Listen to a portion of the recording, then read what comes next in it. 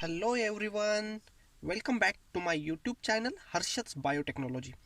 In the previous lecture, we have studied the eukaryotic cell cycle.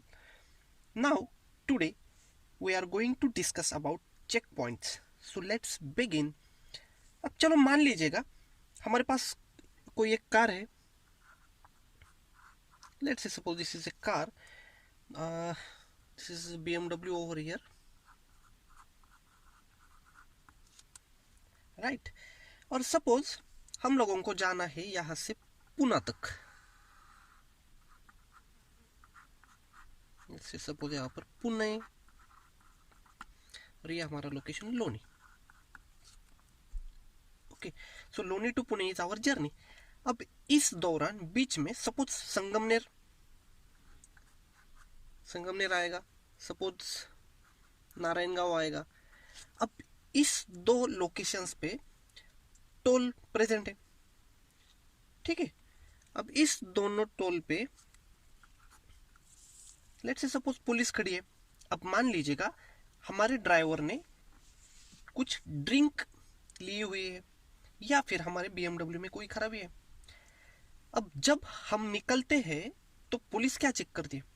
पहली बात तो car को कंट्रोल करने वाला ड्राइवर सही सलामत है या नहीं, या फिर हमारे कार में कोई डिफिकल्टीज तो नहीं है. अगर ड्राइवर में कोई डिफिकल्टीज नहीं है तो ऑल इज वेल. लेकिन अगर ड्राइवर में कोई फॉल्ट है तो सबसे पहले हमारी जर्नी स्टॉप की जाती है. उसके बाद थोड़ा टाइम पीरियड लिया जाता है रिपेयर करने के लिए. रिपेयर होता है प्रॉब्लम तो ठीक है, वरना हमारी जर्नी कैंसिल की जाती है. सेम थिंग हमारी सेल में भी होती है. हमारी सेल एक फेज से दूसरे फेज में ट्रांसफर होती है. एक फेज से दूसरे फेज में, जैसा कि हमने प्रीवियस लेक्चर में देखा था, हमारी सेल एक फेज से दूसरे फेज में ट्रांसफर होती है, दूसरे फेज में से तीसरे फेज में ट्रांसफर होती है. राइट, तो इस बीच में भी कुछ टोल्स प्रेजेंट होते हैं. ठीक है, उन टोल्स को हम चेक पॉइंट्स कहते हैं. अब यहाँ पर क्या चेक किया जाता है? सभी न्यूट्रिएंट्स वगैरह प्रेजेंट है या फिर नहीं. राइट, ग्रोथ हार्मोन्स प्रेजेंट है या फिर नहीं. अगर सेकेंड फेज में डीएनए रेप्लिकेशन होने वाला है तो हमारे सेल को कंट्रोल करने वाला डीएनए भी सही सलामत है या नहीं. अगर है तो कोई प्रॉब्लम नहीं है.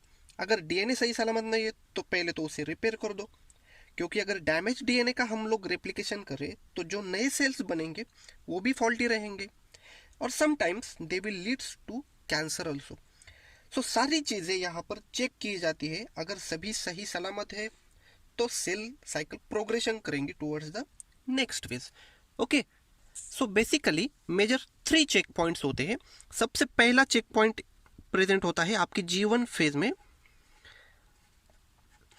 या फिर लेट G1 फेज में, यस फेज में एंटर करने से पहले. सेकंड चेक पॉइंट होता है आपका यस फेज में, जिसे हम लोग रेप्लिकेशन चेक पॉइंट भी बुलाते हैं.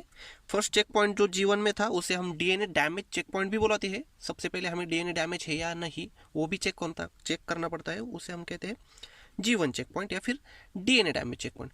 सो this is first check point, second check point and last check point हमारा जो मेजर प्रेजेंट होता है वो होता है EM फेज में, जिसे हम spindle fibre assembly check point भी बुलाते हैं. Okay, so moving towards the first checkpoint. So, what are checkpoints? Cell cycle checkpoints are a control mechanisms in the eukaryotic cell cycle which ensures its proper progression. In simple, it is just a control mechanism. अगर cell सब कुछ सही सलामत है तो cell एक phase से दूसरे फेज में ट्रांसफर होगी. अगर कुछ डिफिकल्टीज होती है, कुछ प्रॉब्लम्स होते हैं तो सेल साइकिल प्रोग्रेस नहीं करेगी. ठीक है, सो ये होते हैं चेक पॉइंट्स. अब सबसे पहला चेक पॉइंट है हमारा यहाँ पर, जिसे हम कहते हैं DNA damage check point.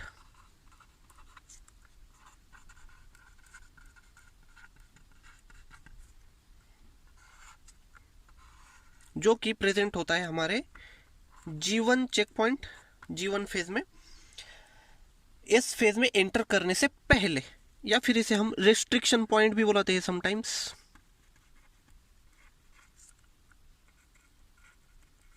Yeast cell हो तो चेक पॉइंट्स को हम स्टार्टिंग पॉइंट भी कहते हैं. ठीक है, एनिमल सेल हो तो उसमें रेस्टिंग पॉइंट भी बोलते हैं. So generally check points are there.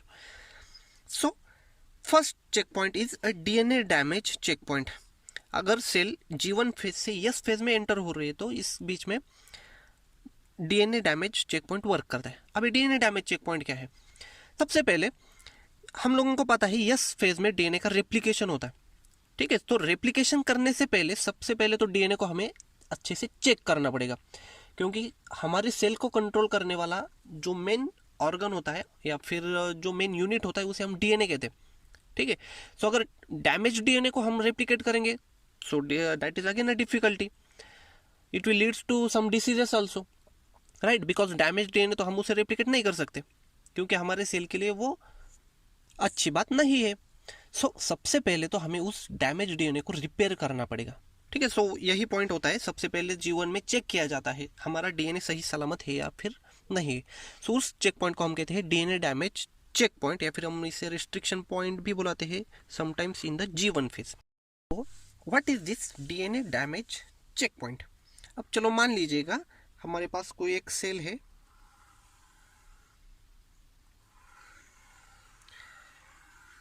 and let's say suppose this is the nucleus and nucleus में suppose ये हमारा कुछ थ्रेड लाइक डीएनए प्रेजेंट है. ठीक है, अब चलो मान लीजिएगा यहाँ पर किसी रेडिएशन से या फिर कुछ केमिकल एजेंट से हमारा डीएनए यहाँ पर डैमेज है. It may be a radiation, UV radiations, it may be some chemicals, और इट मे बी म्यूटेशंस. अब हमारा डीएनए यहाँ पर डैमेज है. अगर हमारा डीएनए डैमेज है तो यहाँ पर दो प्रोटीन्स काम करते हैं. एक का नाम होता है ATM और दूसरा प्रोटीन होता है ATR. ओके, इसका लॉन्ग फॉर्म है ataxia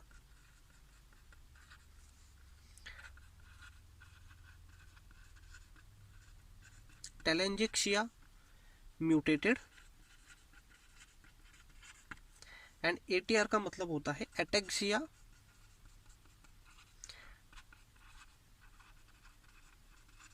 telangiectasia and RAD3 related proteins. ठीक है, so ATM means ataxia telangiectasia mutated and ATR means ataxia telangiectasia and RAD3 related proteins. Full form याद रहता है तो अच्छी बात है, नहीं रहता तो भी कोई दिक्कत नहीं है. ठीक है, सो सबसे पहले यहाँ पर हमारा डीएनए डैमेज है, हमको इससे रिपेयर करना है. ठीक है, so in that case two proteins are work together. One is ATM and दूसरा प्रोटीन होता है वो है ATR. ठीक है, इसके बारे में एक और बात याद रखना, ATM scans double standard DNA while ATR scans single standard DNA molecule. Okay, so सबसे पहले ये दो प्रोटीन न्यूक्लियस में एंटर करते हैं. न्यूक्लियस में एंटर करने के बाद ये सबसे पहले डीएनए को स्कैनिंग करने का काम करते हैं. ठीक है, सो एक बार स्कैनिंग करने के बाद अगर इन्हें डैमेज फाउंड मिला तो विद द हेल्प ऑफ CHK1 check point 1 and CHK2 check point 2, के का मतलब होता है kinases. So with the help of this two proteins they will activate the another protein that is called as a P53 protein. So this is a major protein over here. ये P53 protein सबसे पहले inactive stage में present होता है. एक बार DNA damage found होता है तो ATM ATR with the help ऑफ CHK1 काइनेजेस. अगर ये काइनेजेस प्रोटीन है तो एक बात मेरे सामने यहाँ पर आती है कि ये कुछ फॉस्फेट ग्रुप का एडिशन करने वाले हैं. फॉस्फेटेज का मतलब होता है फॉस्फेट ग्रुप रिमूव करने वाले प्रोटीन्स होते हैं. ठीक है, सो अगर यहाँ पर काइनेजेस है तो ये फॉस्फेट ग्रुप की एडिशन करेंगे. ठीक है, सो फॉस्फेट ग्रुप के एडिशन होने के बाद हमारा P53 प्रोटीन एक्टिवेट होता है. सबसे पहले तो ये इनएक्टिव स्टेज में होता है, बाद में वो एक्टिवेट होता है फॉस्फेट ग्रुप एडिशन करने के बाद. ठीक है, एक बार P53 एक्टिवेट हो गया तो ये फिर से न्यूक्लियस में एंटर करता है। न्यूक्लियस में एंटर करने के बाद ये कुछ ट्रांसक्रिप्शन फैक्टर्स को एक्टिवेट करता है, बाद में दो प्रोटीन्स फॉर्मेशन करता है, उनके नाम है P21 एंड P16। और एक बार अगर P21 एंड P16 एक्टिवेट हो गए तो अब ये क्या करेंगे, ये मेजर 3 वर्क परफॉर्म करते हैं। सबसे पहले तो सेल साइकिल अरेस्ट करते हैं। क्यों? क्योंकि डीएनए में डैमेज फाउंड हुआ है। ओके, ये सबसे पहले सेल साइकिल को अरेस्ट करेंगे। कैसे करेंगे? By inhibiting CDK2 and cyclin ई। अब ये CDK क्या होते हैं, साइक्लिन क्या होती है, हम लोग बाद में देखेंगे। ठीक है, बस इतना याद रखना कि सबसे पहले P21 एंड P16 क्या करते हैं, सेल साइकिल को अरेस्ट करते। अरेस्ट का मतलब सेल साइकिल स्टॉप कर दे। अब सबसे पहले सेल साइकिल स्टॉप होने के बाद ये दूसरे प्रोटीन्स और एंजाइम्स को एक्टिवेट करते हैं, जिन्हें कहा जाता है डीएनए रिपेयर एंजाइम्स एक्टिवेटेड। सो P21 P16 क्या करते हैं, सबसे पहले सेल साइकिल को अरेस्ट करते हैं, सेल साइकिल हॉल्ट करते हैं, उसके बाद डीएनए रिपेयर एंजाइम्स को एक्टिवेट करते हैं। क्यों? क्योंकि हमारा डीएनए डैमेज है, सबसे पहले रेप्लिकेशन से पहले उसे हमें रिपेयर करना पड़ेगा। ठीक है, अगर रिपेयर कुछ छोटा मोटा है, अगर डीएनए रिपेयर होता है तो अच्छी बात है, सेल साइकिल नेक्स्ट फेज में प्रोग्रेशन करेगी। अगर डैमेज बहुत बड़ा है, अगर वो डैमेज डीएनए डैमेज रिपेयर नहीं हो रहा है, तो यहाँ पर सेल को डेथ किया जाता है, सेल की डेथ की जाती है, उसे हम कहते हैं एपोप्टोसिस। एपोप्टोसिस या फिर इसे प्रोग्राम सेल डेथ भी बुलाते हैं।